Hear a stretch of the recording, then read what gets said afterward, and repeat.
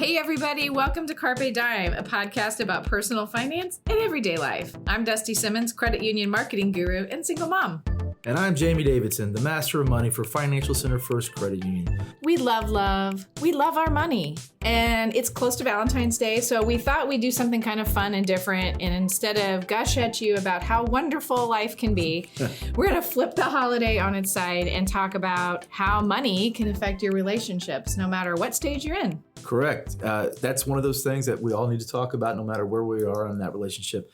You find that person and you got the love goggles on and you see all the good about them and you can't wait to be with them. You can't sleep at night. You want to be with them every day.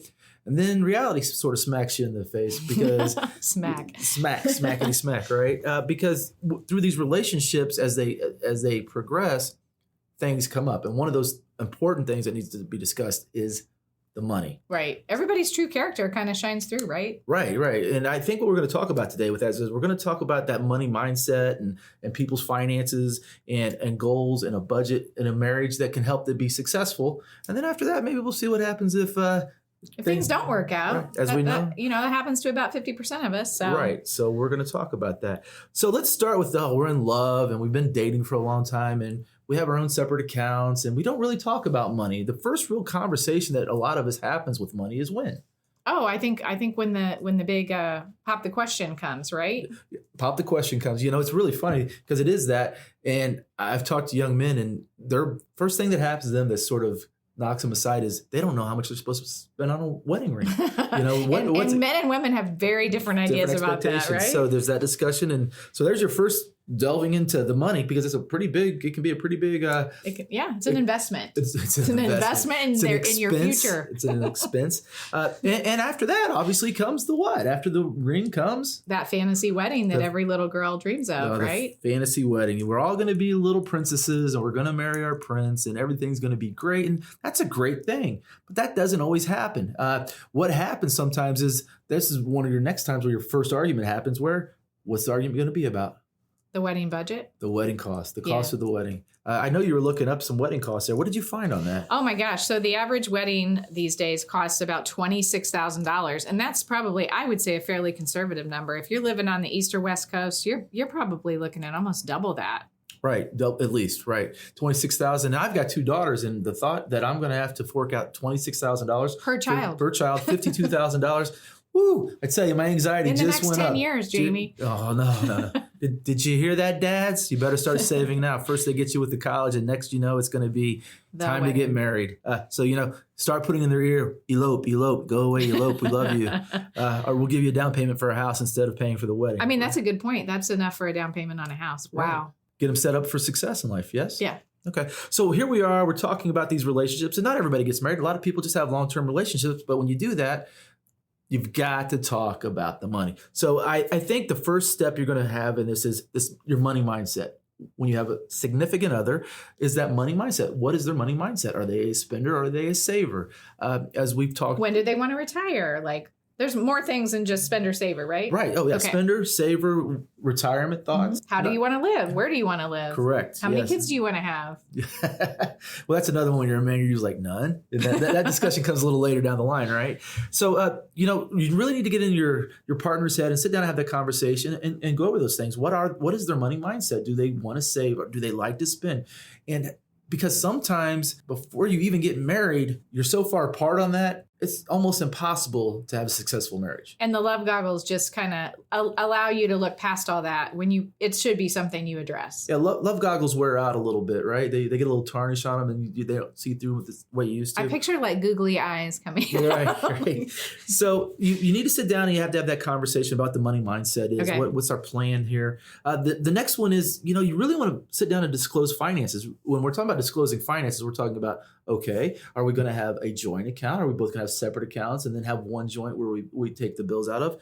The other one is we all come with our own past, right? We all come with our own debt, whether that be credit card or college loans or, alimony that you're paying to somebody else or child support. So, those are things we probably don't talk about on early in a relationship. Yeah. Hi, how you been? Hey, so you pay child support? How much is it a month, right? That's right. The one we don't have. How much discretionary income do you have? Right. So it's really about sitting down and realizing that because that can put a big burden on it. If I'm the person that went to college and has no debt, and then I marry somebody and they have a lot of college debt, that can make me resentful. Right. It can make me resentful or them resentful, vice versa. You really have to have that discussion and figure out how you're going to knock that out. Hey, if we're both bringing debt, are we going to put it all into one pile and we're going to pay it down together? Or are we going to have separate accounts? Yeah. And you're going to pay down your debt. I'm going to pay down my debt. That discussion is not an easy discussion. No, but having it early keeps you from having a lot of stress or arguments later on in the relationship. Correct.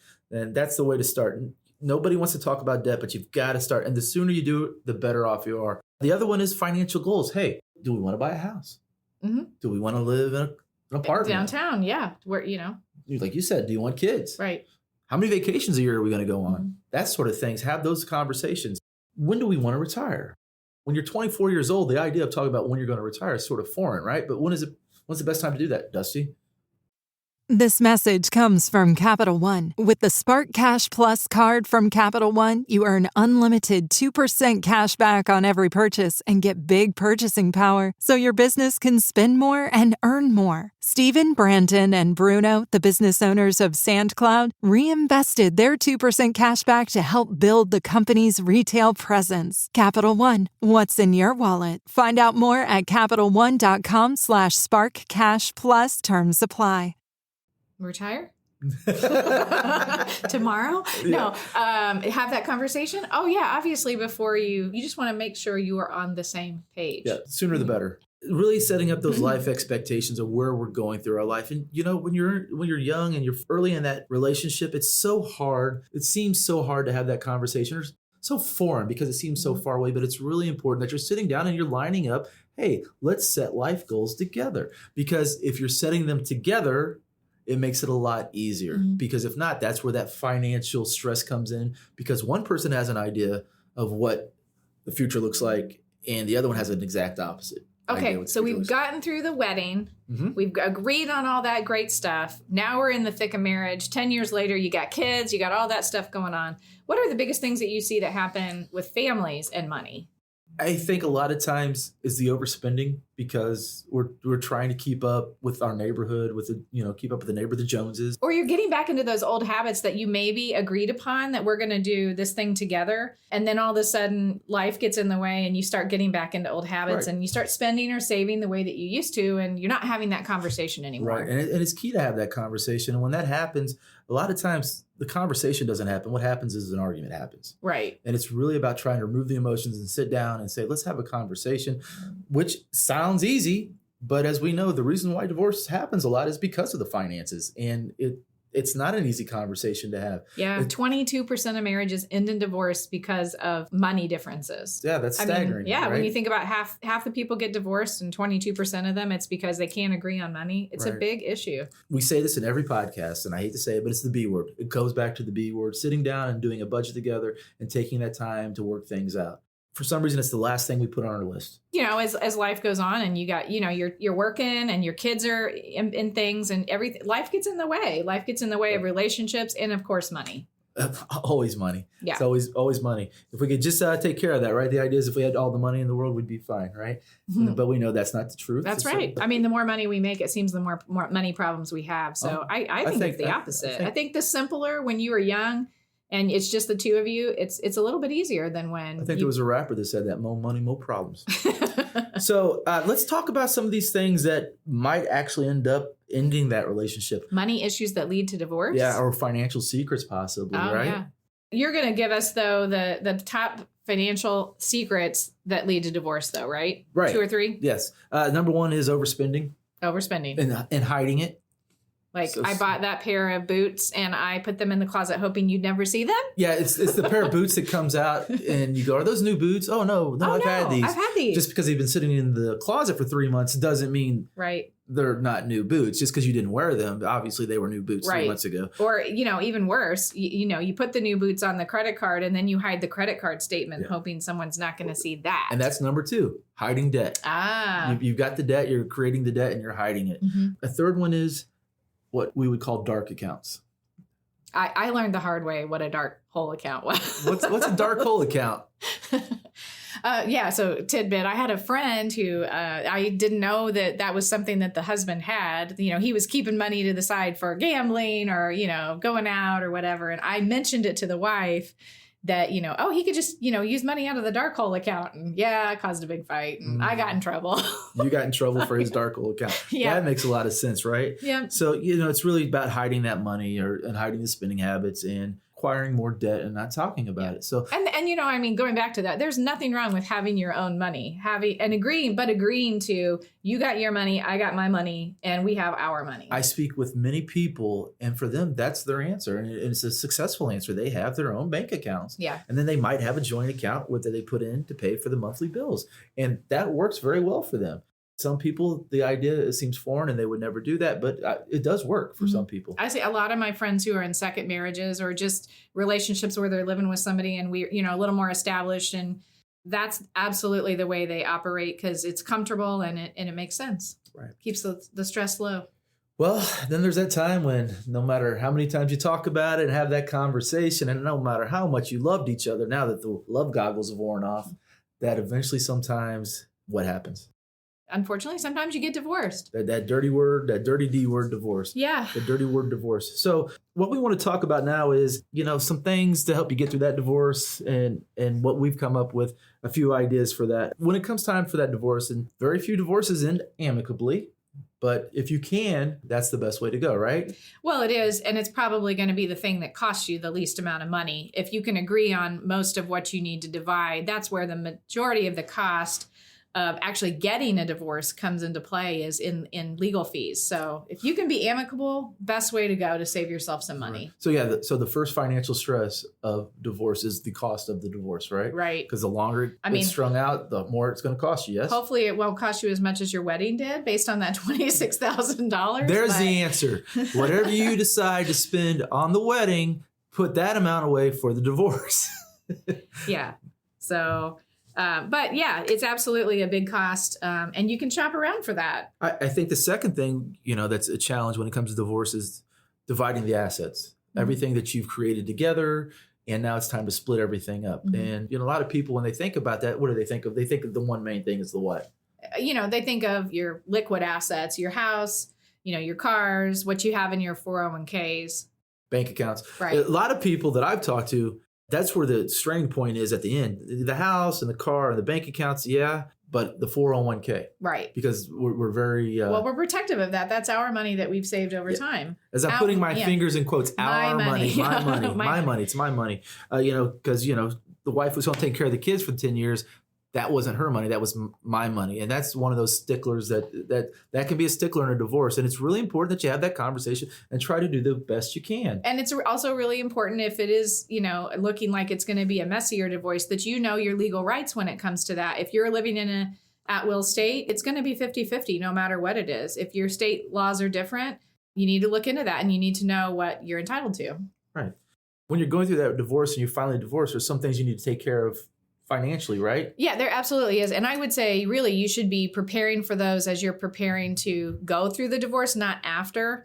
And the biggest thing I would say is to get financially prepared. If you've had joint accounts your entire marriage, you need to get your own account and you need to start putting money into that. You need to establish your own emergency fund. You shouldn't count on what you guys having in savings as something that's going to be divided and going equally. You should start saving for that when you can.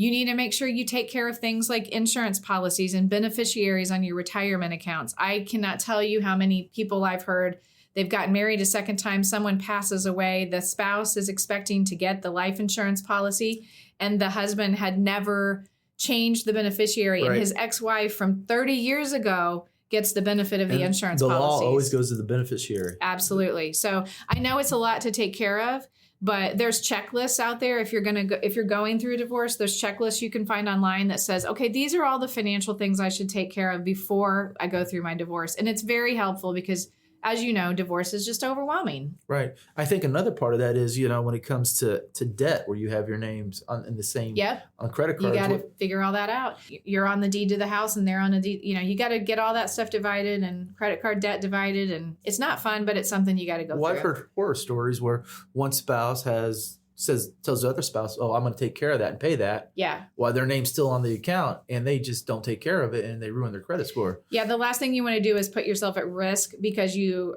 unfortunately, trusting somebody you've trusted a really long time. Things happen. You need to make sure that those things are taken care of without just trusting that someone else is paying that. You don't want to ruin your credit. Another one that comes up, the third one that comes up with divorce, a big cost is we're talking about the children. So tell me about some of those children expenses. Number one is the obvious one is Child support is obviously the biggest, but there are lots of things that come up with regarding your children, and any legal professional is going to give you advice on this, but lots of things that you need to talk through when it comes to how you're going to take care of your children jointly, and things like who's paying for the doctor's appointments, or who's carrying the insurance, or how are we going to pay for extracurricular activities if they want to play travel sport.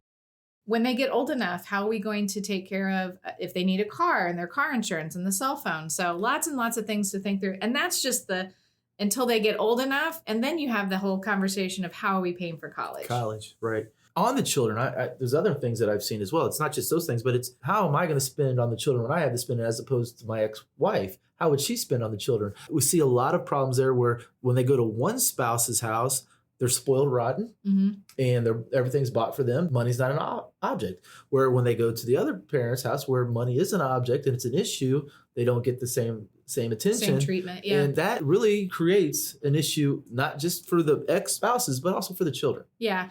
I mean, I think that was something, having been through a divorce myself, that I didn't encounter till the first holiday. And that's okay. You know, it's not like that's something you need to talk about when you're going through the divorce, because there's so many other things to take into consideration. But we had that conversation at the first holiday, and we set expectations for, you know, we're going to spend X and you're going to spend X. And we even still do joint presents for the kids. So, you know, you gotta do what works for you when it comes to those things, but you absolutely need to know what the other person's expectation is, because then you're setting some sort of expectation for your children.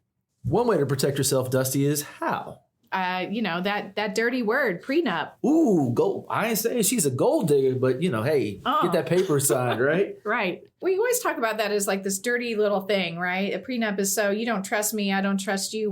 We don't think we're going to stay married, but there is absolutely nothing wrong, in my opinion, if you have money and you have assets you want to protect, or you have a business, getting that prenup and having that conversation in a way that's respectful and making sure that you're taking care of yourself and the other person. Definitely. I agree there. So, and last but not least, let's talk about the post-divorce budget, because it's probably going to be a little change of life when it comes to that. Would you say? I mean, for me, absolutely. It was a change, but it was also freedom. It was also the opportunity to finally do what I wanted with my money. It did take some time. First of all, give yourself time, because it's not going to happen overnight, but you do need to look and see, can you maintain your lifestyle the way that you have it?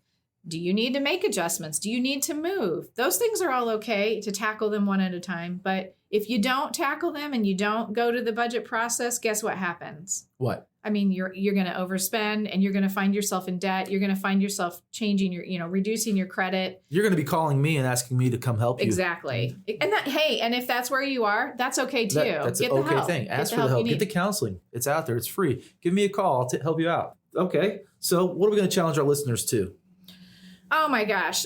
We're challenging you. We're going to go back to our sappy love theme here. But, we really want you to fall in love with a healthy, rewarding, balanced, stable financial life, whether you're by yourself or you are in a relationship. You can have it all. You just got to make it a priority with that word we've been talking about. That dirty word, self-discipline. And remember, no matter what your financial status is or where it's headed, it's okay to ask for help. Here at Financial Center, we're here to help you. Just get online, go to fcfcu.com, financial education, or reach out directly to me, and we'll do what we can to help you with your financial lives. That's our goal, is to make you laugh a little bit, but also help you with your financial lives. I just want to thank Dusty again for being a part of this today. And we've got our commander over there, CC, Courtney Cooper, running the sound system. You guys got to see her. She's just, she's strict. So with that, happy Valentine's Day. Wait. I had a special request from some of our employees who are listeners. A big shout out on Valentine's Day to all you Financial Center employees who've been listening. We love you. Carpe Dime is presented by Financial Center First Credit Union and produced by Jamie Davidson, Dusty Simmons, and Courtney Cooper. At Financial Center, we're a credit union, and in fact, we're a 6-time national award winner in the category of adult financial literacy. So we know what we're talking about, and it's our goal to help you improve your financial life. To learn more about us, visit fcfcu.com. And if you like what you hear today, subscribe from wherever you are. Thanks for listening.